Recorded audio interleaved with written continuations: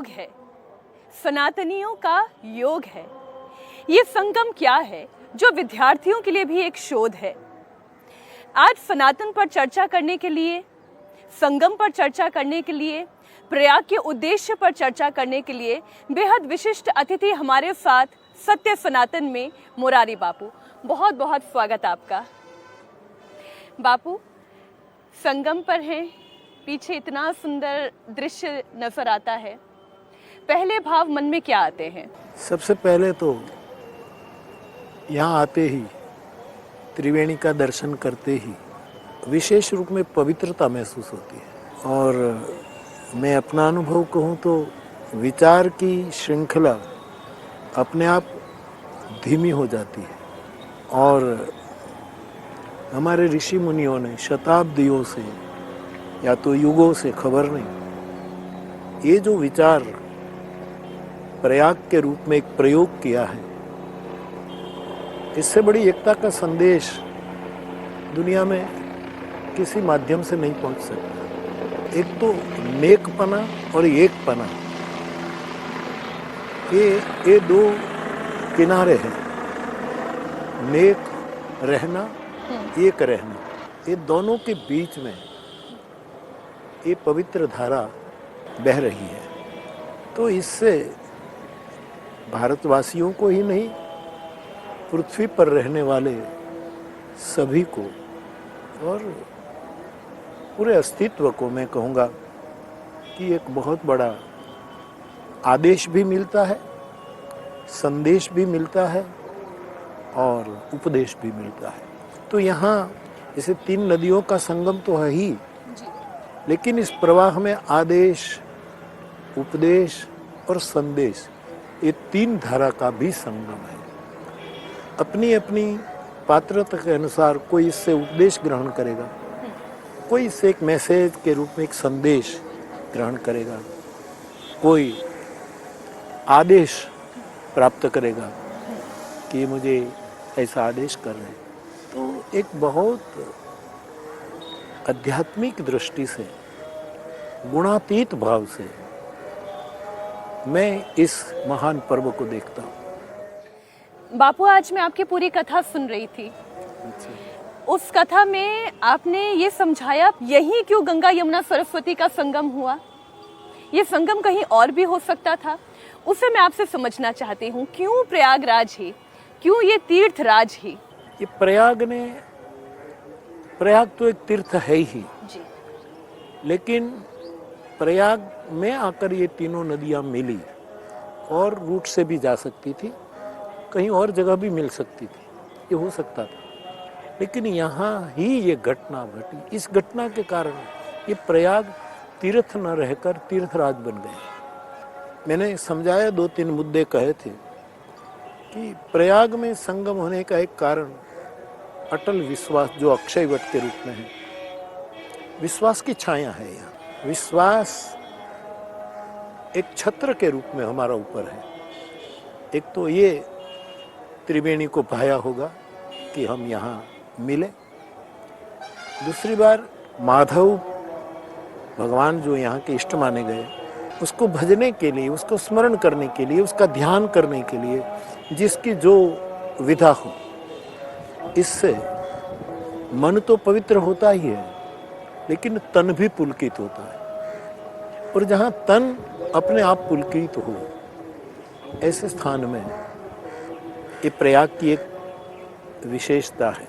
और तीसरी विशेषता तो मुझे ये भी लगती है कि भगवान शिव ने कैलाश में कथा कही, फिर ये धारा चली, पर्वतों में रही, ऊंचाई पर। तो धरा पर जब कथा आई, कैलाश में तो एक पार्वती सुनती थी, नीलगिरी पर्वत पर काकभुसुंडी बोलते थे तो हंस लोग सुनते थे जी। लेकिन ये यहाँ आई तो इस भूमि पर जब कथा आई, कथा की गंगा आई, कथा की जमुना आई, कथा की सरस्वती आई, कथा मुखर हुई धरती पर सरस्वती के रूप में। तो प्रयाग वो है कि जहाँ एक कथा का भी अवतरण हुआ। इसलिए मैं मानस को ही महाकुंभ भी कहता हूँ कि ये महाकुंभ है। इस भूमि में प्रयाग में ये तीनों का संगम इसीलिए भी महत्व रखता है कि यहाँ चारों, हम अक्सर ये मानते हैं कि स्नान करने की बहुत बड़ी महिमा, निशंक, ये श्रद्धा का प्रश्न है। और स्नान करने से ही आदमी पवित्र हो जाए, इतना ही नहीं है। यहाँ तो शास्त्र कहता है, हमारा रामचरितमानस कहता है कि दरस, परस, मज्जन, अरूपाना, 4 वस्तु। केवल हम दर्शन कर लें तो भी हमारे कलुष, हमारे मैल, हमारा कचरा चला जाता। परस, कोई निकट जा करके जल का स्पर्श करे, उसका आचमन कर ले। और फिर दरस, परस, मज्जन, और कोई स्नान करे और कोई आचमन करे, चारों से समान फल है। चाहे आप डुबकी लगाओ, चाहे आप दर्शन करें, चाहे आप स्पर्श करें, चाहे आप पान करें। तो दरस, परस, मज्जन, अरूपाना, हरई पाप कह वेद पुराना। शास्त्र कहते हैं आदमी के मैल, आदमी के कलुष, आदमी के पाप मिट जाते हैं। तो ये यहाँ की विशेषता है। लेकिन बापू, ये तो भौतिकवादी संसार है। इस भौतिकवादी संसार में यहाँ पर आके तो सब अपने मैल मन का साफ कर लेना चाहते हैं, अब तक जो पाप किए वो सब धो लेना चाहते हैं। लेकिन जब यहाँ से लौटते हैं तो फिर अपनी उसी दिनचर्या में रम जाते हैं। ये तो व्यक्ति के अंदर मैल है ना। ये तो क्या है कि जैसे हम स्नान करने जाते तो कपड़े तट पर रखते हैं जी। जैसे स्नान करके आए वही कपड़े पहन लिए। लेकिन जितनी बार हम स्नान कर रहे हैं और फिर वैसा का वैसा हो जाएंगे, इस बात को छोड़नी चाहिए। हम ये कहें कि अभी हम भोजन करेंगे तो 3 घंटे के बाद तो फिर भूख लगेगी, तो 3 घंटे के बाद भूख लगेगी, इसके कारण हम खाना छोड़ नहीं सकते। तो यहाँ स्नान करने के बाद फिर संसार में जाएंगे, फिर ये भौतिकता हमें छू लेगी, इस विचार के कारण यहाँ का महत्व को गंवाना नहीं चाहिए। ये तो होता ही रहता है। लेकिन स्नान की अपनी महिमा है। जैसे कथा के में लोग अवगाहन करते बाहर जाकर के फिर, लेकिन कुछ तो फर्क जरूर पड़ता है, जरूर पड़ता है। फर्क नहीं हुआ होता तो इतना विस्तार और इतना दिन दुना रात चौगुना ये उत्सव नहीं हो सकता। क्षीण होना चाहिए था, ये बढ़ता ही गया। आपने कितने कुंभ देखे बापू अब तक?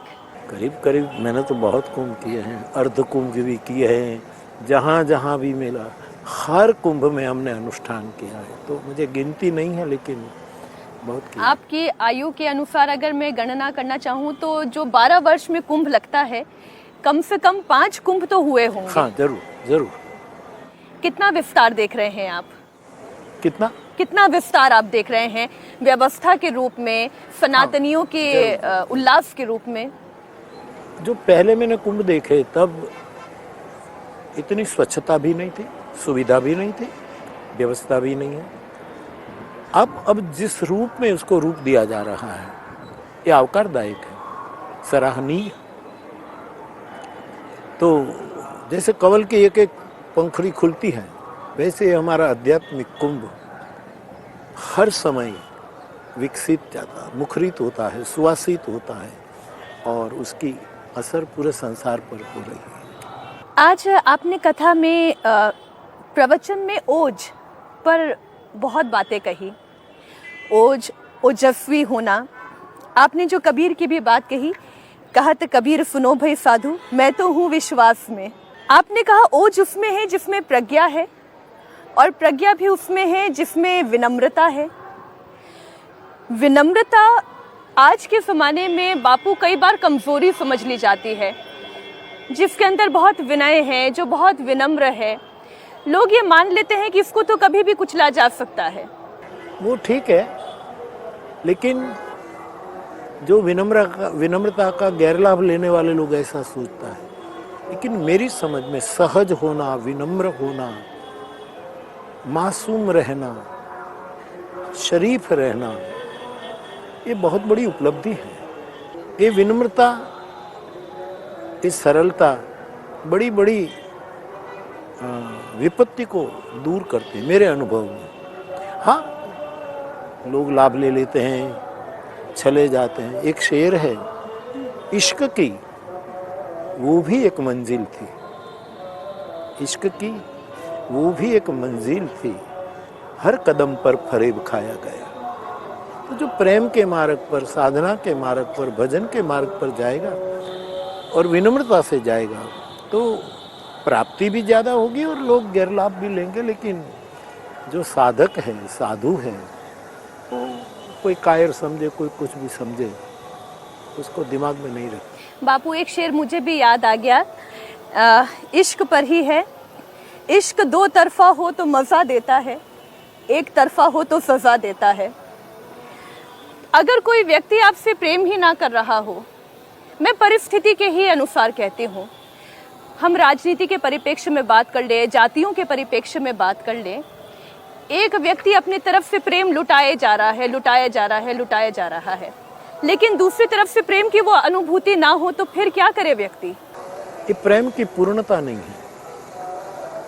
प्रेम के कई स्टेज हैं, लेकिन जहाँ पूर्ण प्रेम की अवस्था हो जाती है वहाँ सामने वाला रिस्पॉन्स उसका आए ना आए उसकी परवाह नहीं करता। जैसे आपने कहा कि प्रेम दोनों के बीच में तो मजा देता है, एक तरफा है तो सजा देता है, लेकिन उसको सजा क्यों समझे?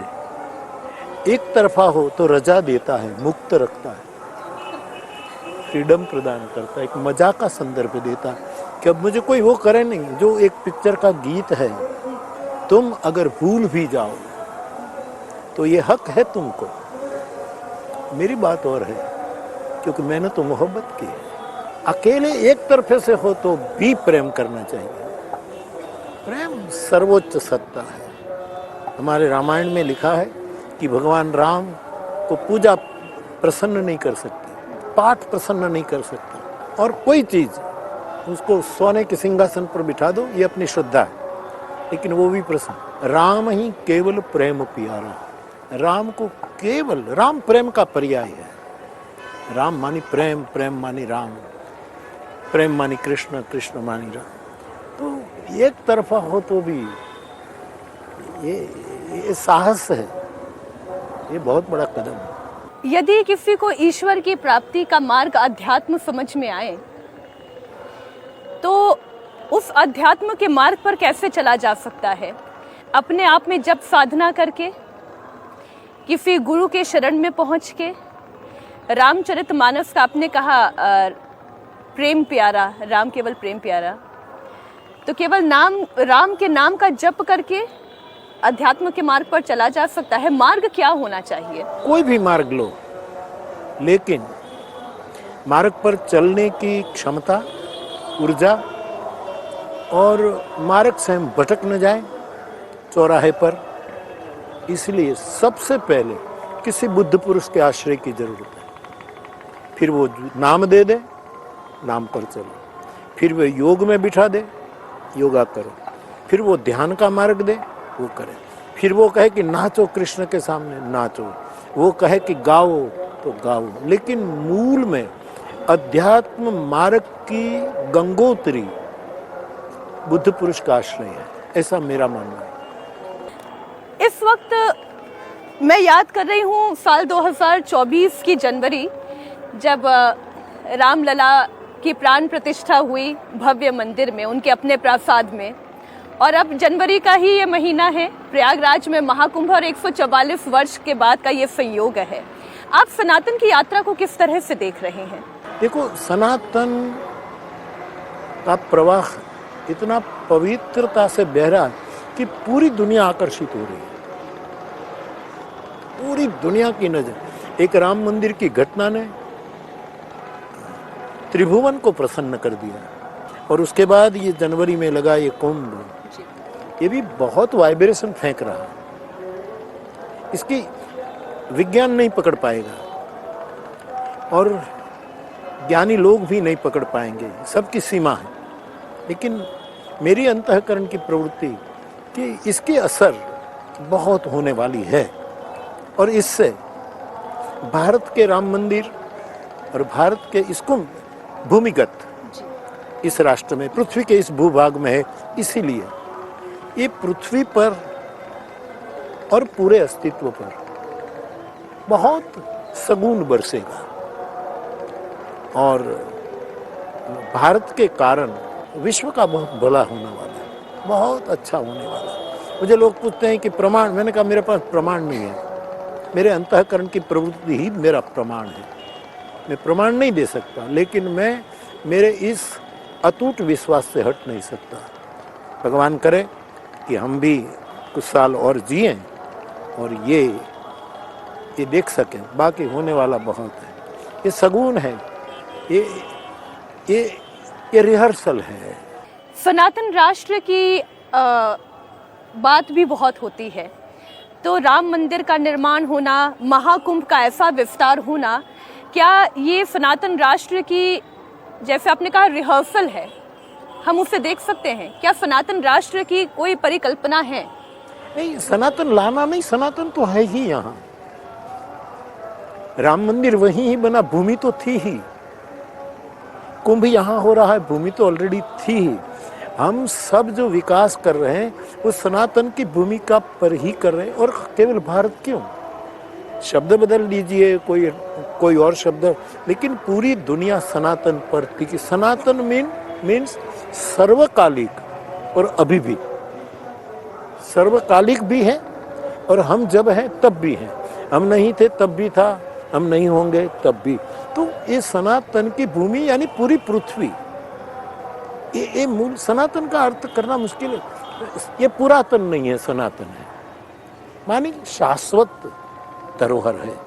तो ये जो कुछ हो रहा है सनातन की भूमि पर ही हो रहा है। चिर पुरातन नित नूतन। हाँ? चिर पुरातन नित नूतन। नित नूतन, नित नूतन। स्थिर दिखता है मंदिर, स्थिर दिखता है, फिर भी गतिशील है। मंदिर गतिशील है, बिल्कुल। भले दिखता है स्थिर, लेकिन ध्वजा मैसेज भेज रही है करके। और अध्यात्म की ध्वजा फफड़ती नहीं है, फहरती है। फफड़ना, कोई हिला दे ध्वज दंड को और बेचारी कमजोर होकर, लेकिन अस्तित्व के, प्रकृति के नियम के अनुसार फहरता है। जैसे हमारे राष्ट्र का ध्वज फहरता है, जैसे हरे मंदिर की ध्वजाएं। तो मैं तो ये सनातन को लाना नहीं, सनातन पर ही हम खाते हैं, पीते हैं, बैठते हैं, सोते हैं, जन्मते हैं, मरते हैं, जीते, सबके नीचे सनातन भूमि है। अंतिम प्रश्न, क्या इसमें नेताओं की कुछ भूमिका है, चाहे केंद्र की बात करें या राज्य की बात करें, कोई भूमिका?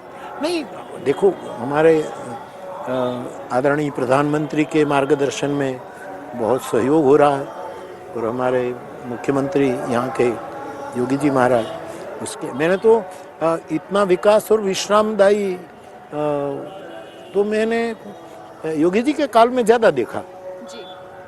इससे पहले था नहीं था ऐसा मैं नहीं कहूँगा, लेकिन इतनी स्वच्छता, इतनी व्यवस्था, यहाँ तीनों है। ये तीन धारा तो स्थूल रूप में बह रही है, बाकी यहाँ कई प्रकार की धारा बह रही। तो मैं इतना ही कहकर आज का वार्तालाप बंद करूँ कि यहाँ आस्था की भी एक धारा है, व्यवस्था की भी एक धारा है, और साधु संतों की एक अवस्था, एक उसकी भूमिका, उसकी भी धारा है। इसके कारण ये बहुत बड़ा, जहाँ मन बुद्धि इतना काम नहीं कर पाएगी, ऐसा चैतसिक समागम है ये। आपसे बात करते हुए मुझे बहुत प्रसन्नता हुई, बहुत खुशी हुई बापू मुझे, आपने समय दिया और यहाँ इतना सुंदर संगम का दृश्य, श्रद्धालुओं का रेला, और आपके आशीर्वचन मिले। बहुत बहुत धन्यवाद। आपके दर्शकों के लिए बहुत बहुत बधाई, शुभकामना। खुश रहो, खुश रहो। जय सिया राम। जय सिया राम।